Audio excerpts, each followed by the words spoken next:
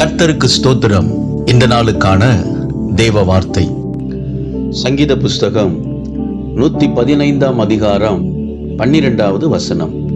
கர்த்தர் நம்மை நினைத்திருக்கிறார், அவர் ஆசீர்வதிப்பார்.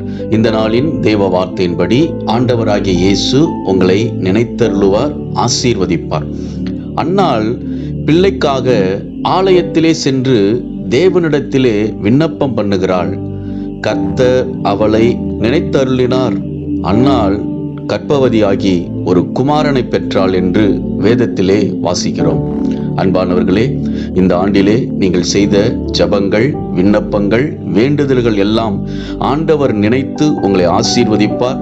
நீங்கள் ஜெபித்தது, வேண்டிக் கொண்டதை இந்த வருஷத்தில் பெற்றுக்கொள்ள ஆண்டவராகிய இயேசு கிருபை செய்வார். விசுவாசியுங்கள், மகிழ்ந்து களி கூறுங்கள். இயேசு உங்களை ஆசீர்வதிக்கிறார். ஆமென்.